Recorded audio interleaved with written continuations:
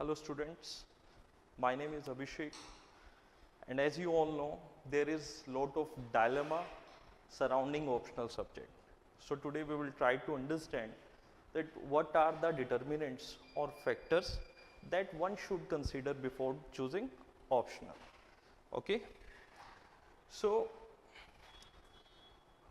बहुत से बच्चे ऐसे हैं जिन्होंने अभी 12th फेल मूवी देखी है और 12th फेल मूवी को देख के उन्हें लगता है कि now like respected Manoj Kumar we also want to become an IAS officer if he could do हम क्यों नहीं कर सकते, है ना?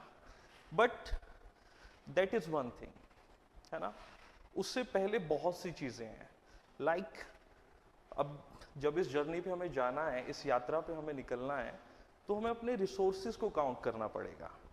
भाई इसमें हमें जो जो चाहिए क्या वो हमारे पास है या नहीं है ना? 3 घंटे की मूवी को देख के उबाल आया और पहुंच गए कि सर अब करना ही है बस। बट इस इमोशन की लाइफ कितनी है? ये जो इमोशन आया ना अभी अंदर, मोटिवेशन, यस, इसकी लाइफ कितनी है? उस पर आपकी सक्सेस डिपेंड करेगी, है ना? सो आज हम बात करते हैं वो कौन कौन से इंपॉर्टेंट छोटे छोटे वो कौन से वेरिएबल्स हैं माइक्रो लेवल पे we will try to calculate. Okay, first of all आप देखिए कि जब आपको लगता है कि मुझे IAS बनना है या कुछ भी करियर आपको चूज करना है, तो उसके लिए सबसे आपके लिए जो फर्स्ट सोर्स ऑफ इंफॉर्मेशन होता है, आपको कहाँ से लगता है कि मुझे क्या करना है, कौन से करियर में मुझे जाना है? ऑब्वियसली आप सबसे पहले अपनी सराउंडिंग से आपको पता चलता है कि मेरी लाइफ की पॉसिबिलिटीज क्या है। मेरी लाइफ की क्या पॉसिबिलिटीज है? भाई मेरे चाचा जी, my uncle is an IAS officer, my aunt is an actress, so many things, है ना? तो इसी तरीके से जब आप ऑप्शनल चूज करते हैं, आप आज के टाइम में बहुत सारे पॉडकास्ट देखते हैं, टॉपर्स टॉक देखते हैं, इंटरव्यूज देखते हैं, तो आप उनकी लाइफ को देख के उनका स्टोरी आप स्टैंडर्डाइज स्टोरी समझ के वहां से अपनी कहानी को बिल्ड करते हैं और अगर ट्रू वर्ड्स में बोलूं तो फैब्रिकेट करते हैं, है ना? अब अगर कोई ऑप्शनल 2014 से बोल दे कि मेरा तो ऑप्शनल जो था दैट वाज ज्योग्राफी, तो पूरी की पूरी भीड़ ज्योग्राफी, ठीक है? सर आप जिसको देख रहे हो ना, आप पहले ये देखो उनका एजुकेशन कहाँ से हुआ है, उनका स्कूल कौन सा था। भाई आप रिमोट एरिया से आए हो बट ज्योग्राफी आपने कभी पढ़ा नहीं है, ठीक है? कॉलेज आपका बाबा मस्तनाथ, है ना? कुछ ऐसा कॉलेज था कि बस मुंह धोया और पहुंच गए, है ना? सो ये थोड़ा सा हम बोलेंगे काउंटर प्रोडक्टिव रहता है आपके लिए, कंस्ट्रक्टिव अप्रोच नहीं है ये, है ना? सो सबसे पहले तो no one size fits all formula, आपको अपना जूता ढूंढना है, you have to find your shoe, ठीक है? किसी टॉपर का, या कुछ लोग ऐसे होते हैं, कुछ स्टूडेंट्स ऐसे रहते हैं जो इस प्रिपरेशन को रोमांटिसाइज कर लेते हैं, ऐसा रिश्ता बना लेते हैं उसके साथ कि क्योंकि रिस्पेक्ट मिलता है सोसाइटी में, आप लोअर मिडिल क्लास बैकग्राउंड से आते हैं, ऐसा सोचना ही आपके लिए बहुत बड़ी बात हो जाती है। नो डाउट टाइम बदल रहा है बट स्टिल हम लोग बहुत पीछे हैं, है ना? तो सबसे पहले ऑप्शनल का एनालिसिस अगर हम करें तो अगर हम देखें कि अगर हमारे पास, आप देखो GS1, GS2, GS3 और GS4, इन चारों पेपर को पढ़ के आपको मिलते हैं 1000 मार्क्स, ओके? और ऑप्शनल अकेला 500 मार्क्स, ठीक है। और अगर आप देखें तो it is essay plus optional plus ethics. ये 3 पेपर ऐसे हैं जो आपकी सिलेक्शन को इंश्योर करते हैं। बट ऑप्शनल की जब हम बात करते हैं तो due to lack of guidance, lack of information, कुछ अपना अंडरस्टैंडिंग नहीं होता, सो मैक्सिमम चांसेस रहते हैं कि यहां पर हम लोग गलती कर देते हैं। यहां पर तो हमें चुनाव करना ही नहीं है, वो गेम सबके लिए एक है, वो खेल सबके लिए एक है, ठीक है। तो सारी गड़बड़ हो जाती है ऑप्शनल पे। तो ऑप्शनल के लिए वो ऐसे कौन से वेरिएबल्स हैं जो हमें एक बार कंसीडर करने चाहिए before opting any subject. Okay, सो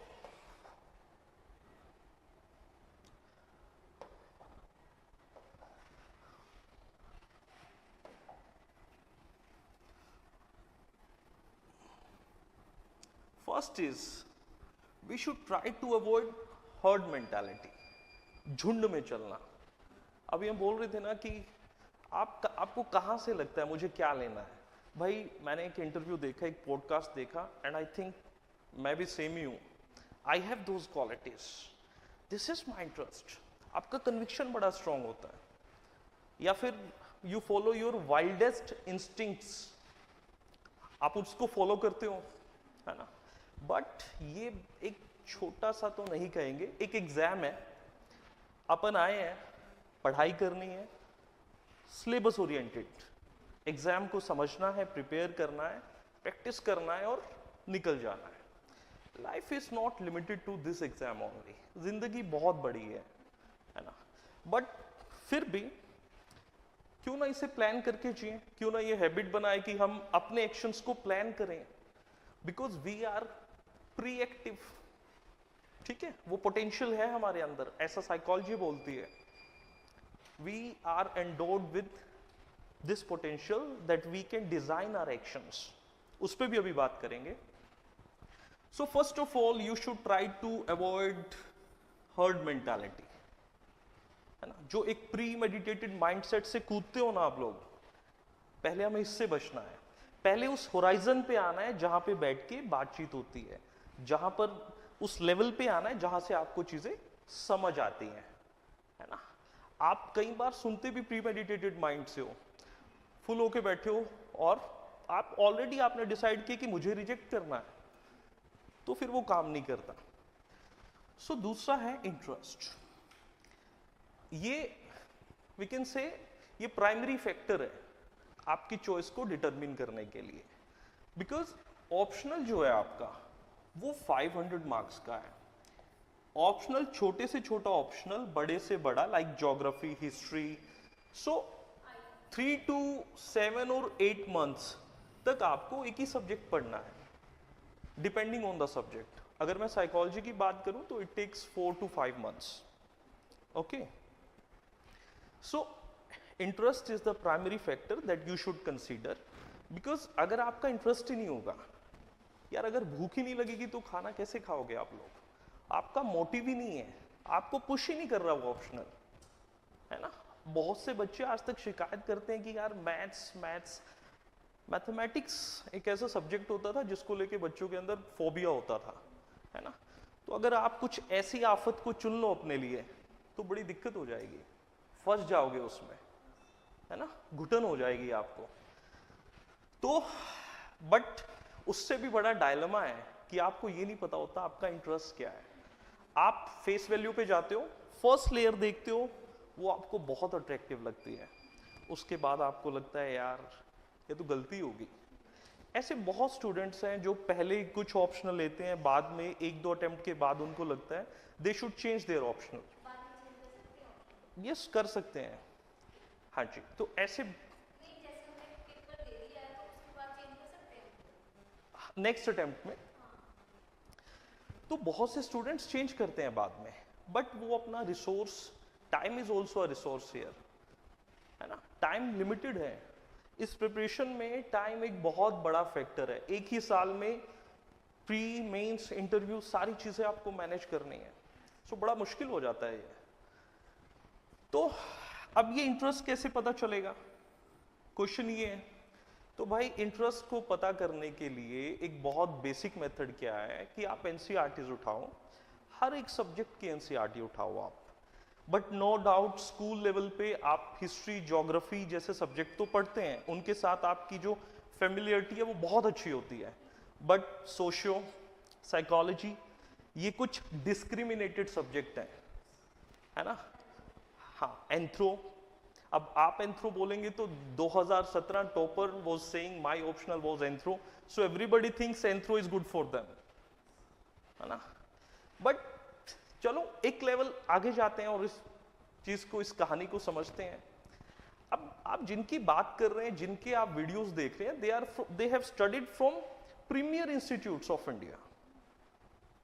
हमारे तर्कश में शायद उतने तीर नहीं है, हमारा जो फ्रेमवर्क है माइंड का, शायद उसका ओरिएंटेशन ऐसा नहीं है ना। So it becomes very difficult.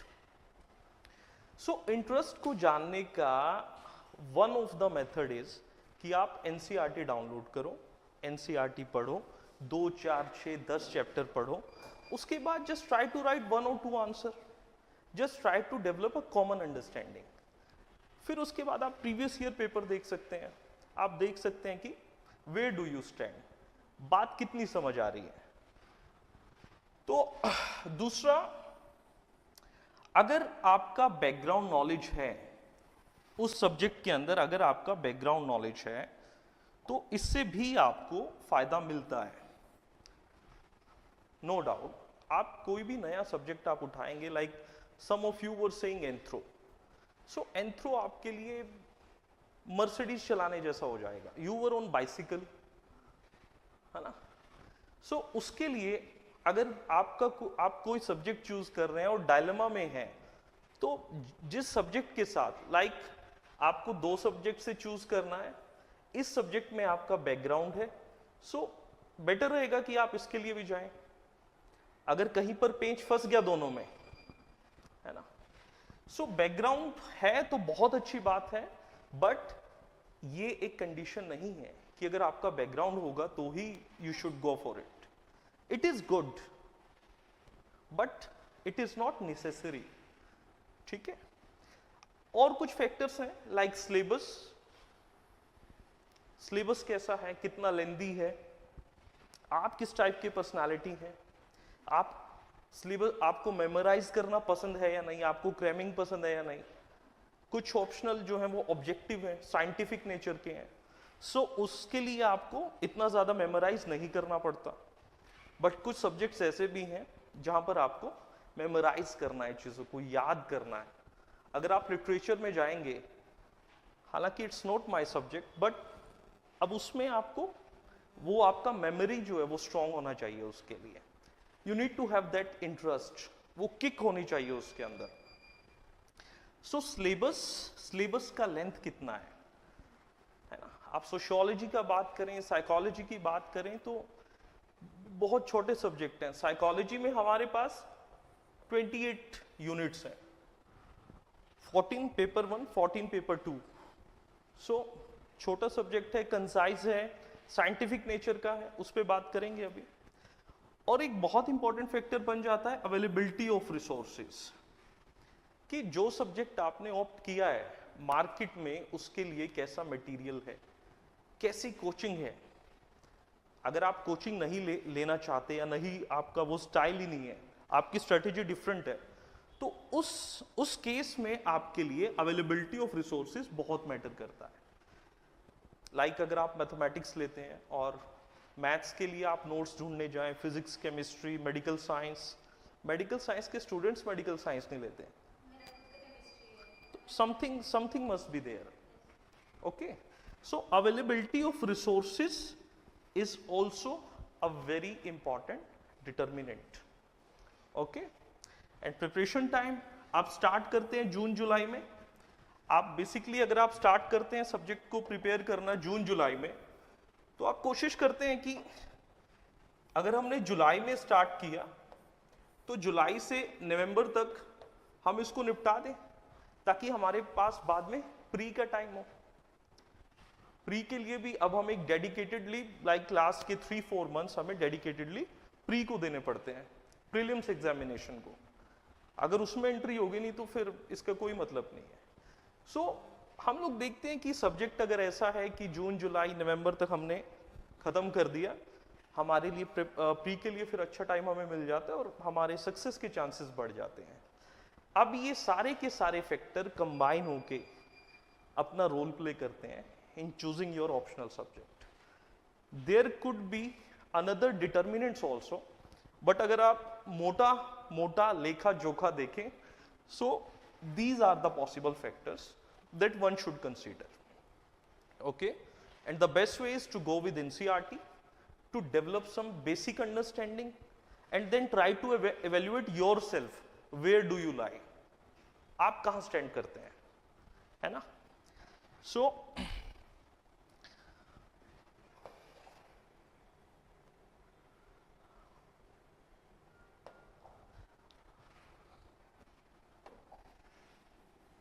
अब हम बात करते हैं साइकोलॉजी ऑप्शनल की।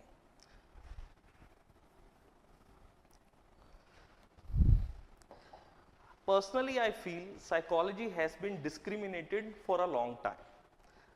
आप psychology कब पढ़ते हैं? When you are in +1, +2, 11th, है ना?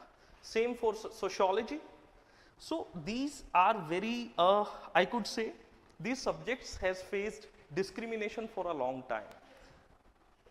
Psychology तो curriculum में 6-7 level पे 6-7 क्लास से ही होना चाहिए, because if you see, life is what? Life is about testing hypothesis. भाई जिंदगी क्या है? आप अपने hypothesis को टेस्ट करते हो। You made some decisions. अब वो जो decisions है या तो वो सही होंगे या वो गलत होंगे, उनके जो results होंगे वो results आपको भोगने पड़ेंगे। So throughout your life आप चूज करते हैं अपने जिंदगी में, और इन selections को करने के लिए, अपने decisions को लेने के लिए जो एक बेसिक फ्रेमवर्क हर पर्सन को चाहिए, जो एक टूल चाहिए, जो साइंटिफिक नॉलेज चाहिए, जो एक्सपीरियंस चाहिए, वो हमारे पास अनफॉर्चुनेटली नहीं होता। अगर साइकोलॉजी को 6, 7, 8 क्लास से स्टार्ट किया जाए हमारे एकेडमिक करिकुलम में, सो इसके बेनिफिट्स बहुत अच्छे होंगे। बेनिफिट्स बहुत सारे बेनिफिट्स होंगे। एग्जैक्टली। सो अब यूपीएससी के पर्सपेक्टिव से साइकोलॉजी का क्या इंपॉर्टेंस है, साइकोलॉजी का कैसा स्कोप है, ये एक बार हम देखते हैं। सो फर्स्ट ऑफ ऑल, ये जो सब्जेक्ट है बहुत ज़्यादा इंटरेस्टिंग है। आप साइकोलॉजी में you study behaviour. Psychology is the scientific study. It is the scientific study of behavior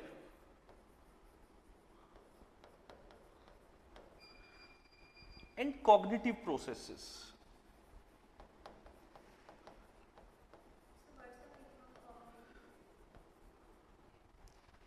Cognitive का मतलब होता है, cognition का मतलब होता है to know. So cognitive processes means the processes which helps you to understand your environment, which helps you to know the world, like thinking, problem solving, learning, decision making. आपके mind का, आपका जो mind है जहां पर ये involve हुआ, जिस भी प्रोसेस में इन्वॉल्व हुआ, that comes under cognitive process. Okay, learning, memory, thinking, problem solving, decision making, language, communication. Okay, so what we do in psychology, we try to understand these processes in a scientific way, means using some scientific values. अब वो scientific values कौन सी है, ये हम लोग अपने syllabus में पढ़ेंगे।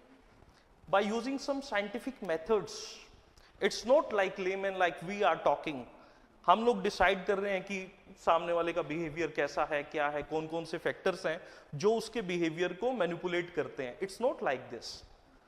It uses some scientific methods. It follows some scientific values.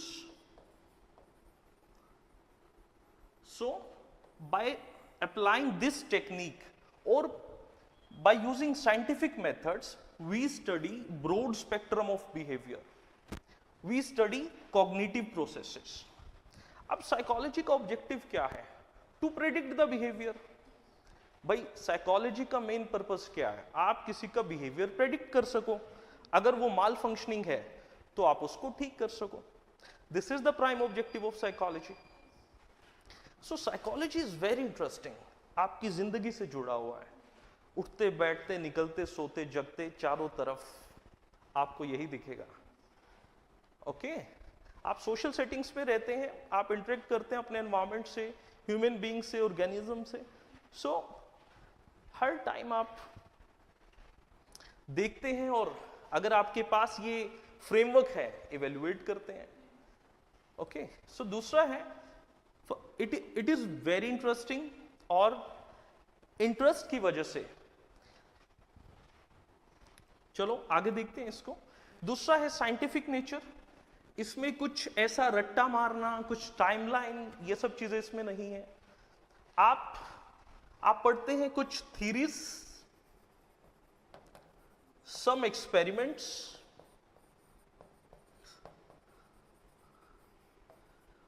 और इनको अगर हम मिला दें तो ये आपका सिलेबस बन जाता है पेपर 1 का. There are very limited theories, interesting experiments. So कुछ ऐसा नहीं है कि आपको रटना पड़ेगा. आप पहले बोलते थे ना कि 4 बजे उठो रट्टा मारो. वो 4 बजे उठने की जरूरत नहीं है भाई किसी को.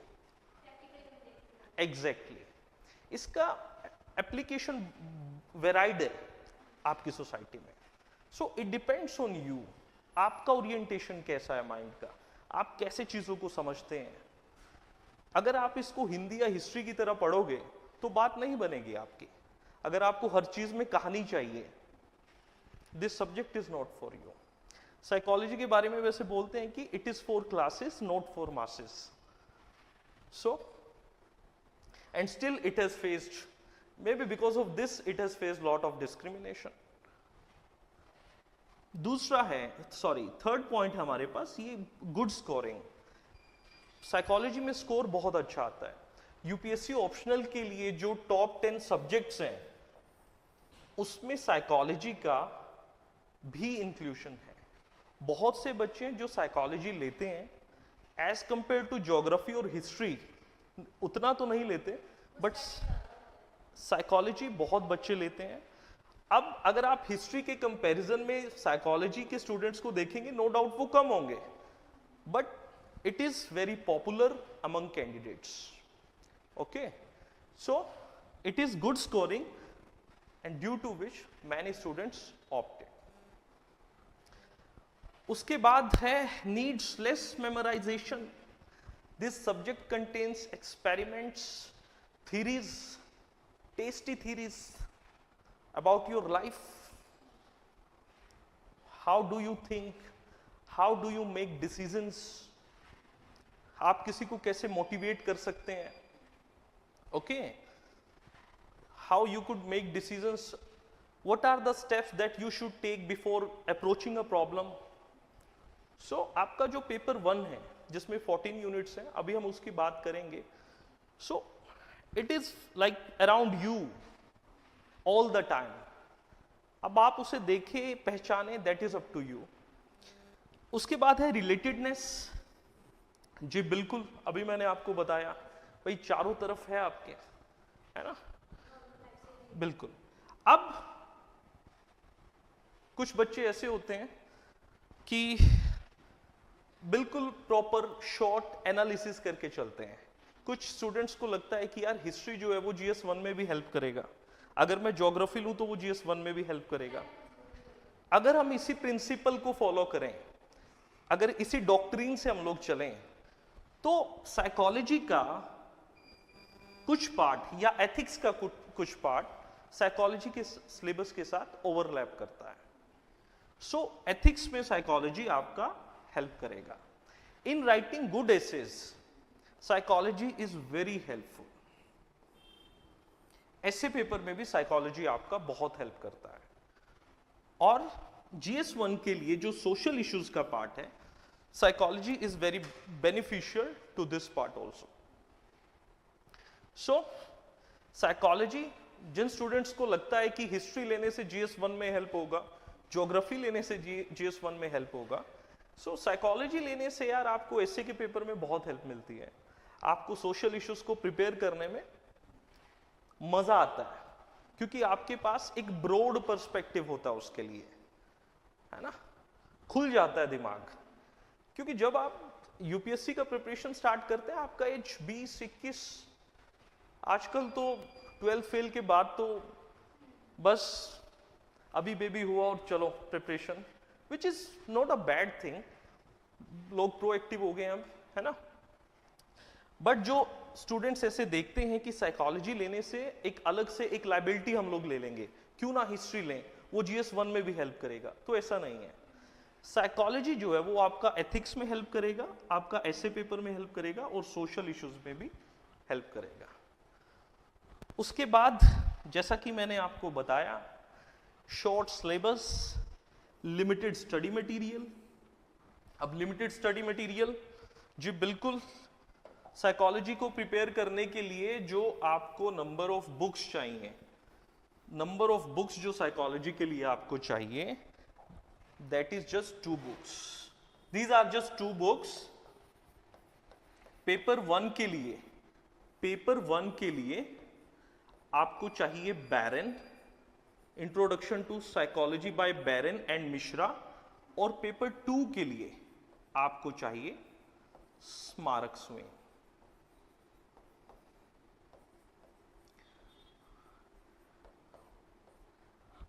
और बेसिक अंडरस्टैंडिंग को डेवलप करने के लिए, जो कि बैरन उसके लिए सफिशिएंट है, बट फिर भी बेसिक अंडरस्टैंडिंग के लिए you can go for NCERTs. I feel NCERTs को पढ़ के, साइकोलॉजी वाले पार्ट के लिए एनसीईआरटी को पढ़ के इसका अंडरस्टैंडिंग शायद उस तरीके से ना हो, इसलिए मैं आपको बताऊं, अगर आप एनसीईआरटी भी पढ़ते हो तो start with chapter 2, start from the chapter behaviour. Okay, so just 2 books हैं यार इसके लिए। ओके, और अब अगर मैं थोड़ा सा उससे ऊपर जाके बात करूं, my class notes will be sufficient for you, what ever I will teach it will be sufficient for you.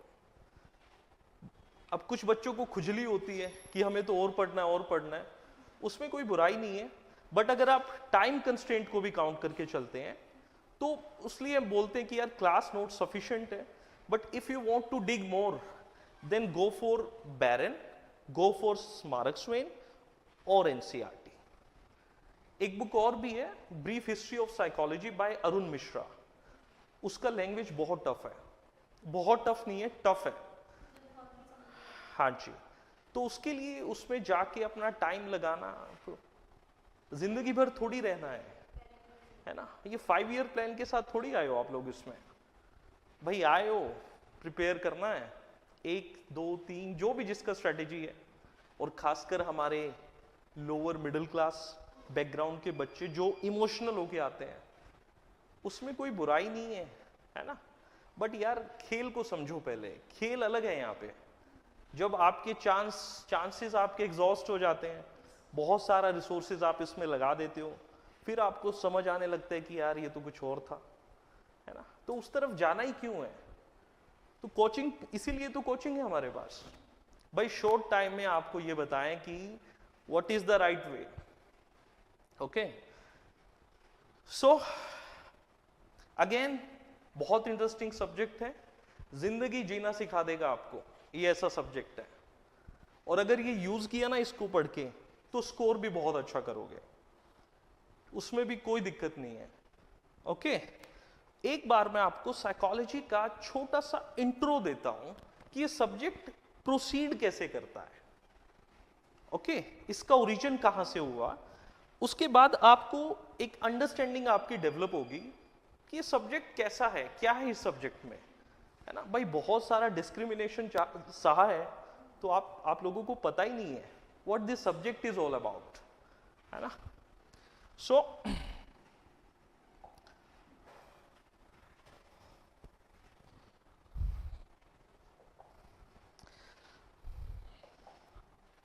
अब साइकोलॉजी जो है, साइकोलॉजी के बारे में हम लोग बोलते हैं, psychology has long past, yes it has long past but short history.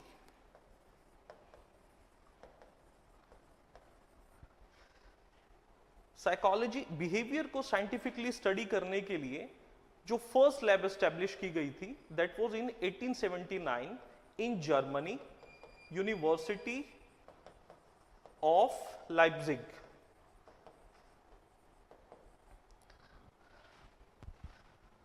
अब आप सबको पता है कि 14th सेंचुरी से स्टार्ट हुआ था रेनेसेंस पीरियड, जिसको हम बोलते हैं, जिसमें साइंटिफिक थॉट का इवोल्यूशन हुआ था, है ना। चारों तरफ हवा थी, लोग रेशनैलिटी की तरफ जा रहे थे। तो 19th सेंचुरी तक आते आते जो फिलोसफर्स थे उस टाइम के, जो फिलोसफर्स थे, they had many question about mind and body. Like mind और बॉडी के बीच में क्या रिलेशन है, what are the factors that determines somebody's behavior? भाई do we have free will? क्या हम लोग फ्रीली सोचते हैं, अपनी इच्छा से सोचते हैं? Do we have that talent that we decide for ourselves? Or are there some variables or factors which comes into play to determine our behavior? सो इस तरीके के डिबेट्स जो थे उस टाइम के फिलोसफर्स जो थे, इस तरह के हीटेड आर्ग्यूमेंट्स में एंगेज थे। During the formative years of psychology there were great intellectual battles. Okay, अब by the end of the 19th century some philosopher realized कि यार ये जो क्वेश्चंस है ना regarding mind and body, regarding behaviour, it is not sufficient to answer these questions just on the basis of rationality. ये काफी नहीं होगा अगर रैशनैलिटी के बेसिस पे या तार्किक शक्ति के बेसिस पे हम इन क्वेश्चंस का आंसर करें। There must be some empirical method, there must be some scientific method. So ये जो थॉट्स था, ये जो थॉट आया उस टाइम पे, ये थॉट जब इवॉल्व हुआ, मैच्योर हुआ, सो इस थॉट का रिजल्ट था setting up a laboratory in Germany to study the subject और to study the behaviour in a scientific manner. Okay, so जो साइकोलॉजी है वो इवॉल्व हुआ है फिलॉसफी से। Philosophy is love for wisdom, psychology is scientific study of mind and cognitive processes, or you can say mental processes. So अब ये जो subject है हमारा, या जो हमारा सिलेबस है यूपीएससी के लिए, अब ये कैसे चलता है साइकोलॉजी में, अगर हम इसको देखें, how we could prepare it, एक बार ये हम समझेंगे। अब देखो, साइकोलॉजी के डेफिनेशन में अगर आप जाएं, psyche means soul and logos mean discourse. You could say area of study.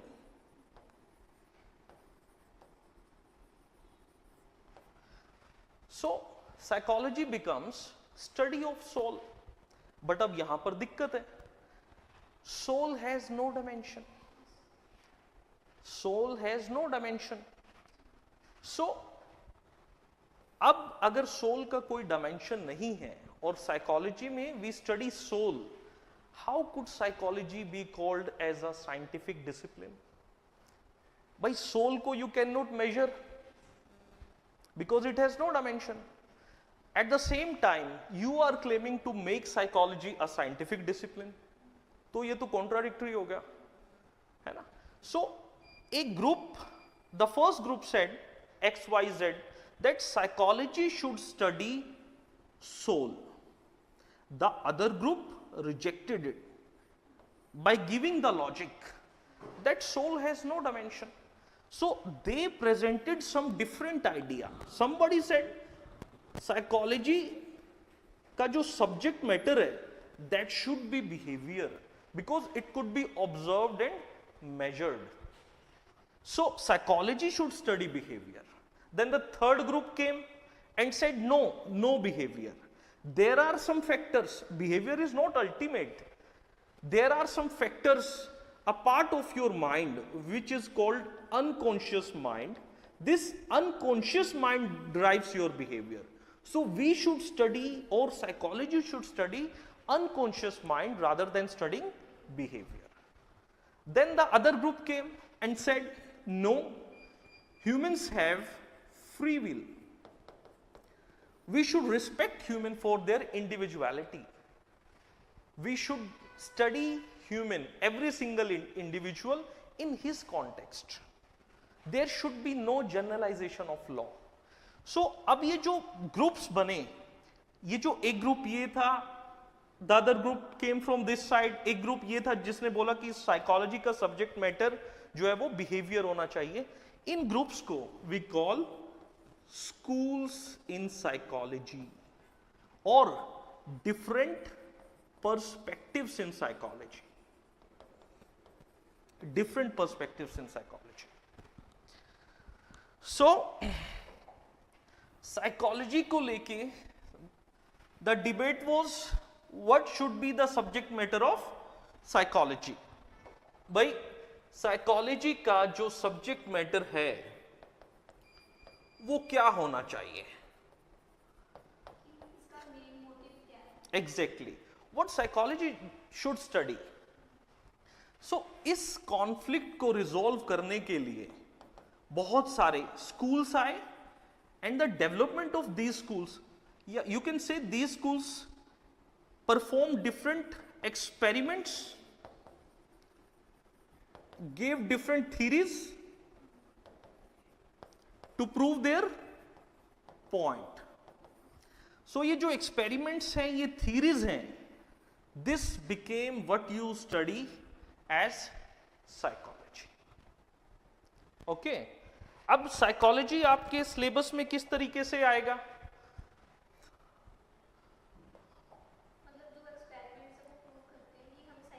Exactly. Like some psychologist has proposed something. He tried to prove this in a scientific way by experimenting. I said by using scientific method, by following scientific values. That is the part of the course. What were those experiments and all? Okay. So this is paper 1. Paper 1.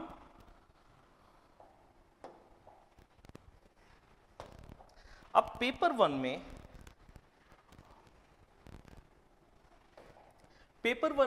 we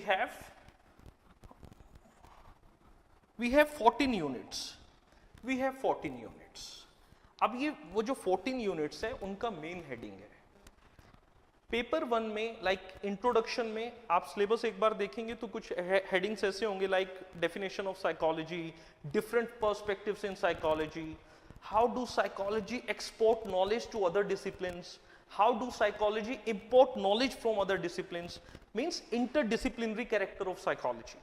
सो इस तरीके से हर एक unit के अंदर कुछ सब headings हैं. Okay, सो हमारा कोर्स कैसे चलेगा? हर एक सब हेडिंग के लिए we will prepare for 15 to 20 marks. Okay, हम कोशिश करेंगे हम लोग 500, 600, 700 वर्ड्स जो हैं हर एक यूनिट के लिए प्रिपेयर करें. At the same time I have analysed the past year papers. उसके बेसिस पे हमारा जो मटेरियल है वो हम यहाँ पे डिलीवर करेंगे. सो अब ये पेपर 1 में हमारे पास 14 यूनिट्स हैं. This is static part. जो एक्सपेरिमेंट्स हुए, जो नॉलेज ऑर्गेनाइज किया, जो इंफॉर्मेशन ऑर्गेनाइज किया गया है ना, in the form of psychology, in the form of that subject, पहले हम इसको पढ़ते हैं। एक बार अगर हम इसके एक्सपर्ट बन जाते हैं, अपना सिलेबस कंप्लीट कर लेते हैं, then we become like a interface, we become an interface between paper 1 and paper 2। ये आपका पेपर 1 है, आपने इसको प्रिपेयर किया, अब आप बन जाओगे एक इंटरफेस पेपर 2 और पेपर 1 के बीच में। इस बात का मतलब है, देखो पेपर 2 ऐसा है कि अगर आप एकेडमिक्स में आप ग्रेजुएशन में, मास्टर्स में पेपर 2 के लिए कुछ ढूंढेंगे तो ज्यादा कुछ आपको मिलेगा नहीं। ओके, यहां पर आप समझते हैं what is learning, memory, how development of human behaviour takes place, what is motivation, है ना। और पेपर 2 में जो है, पेपर 2 में इसी नॉलेज को आप अप्लाई करते हैं।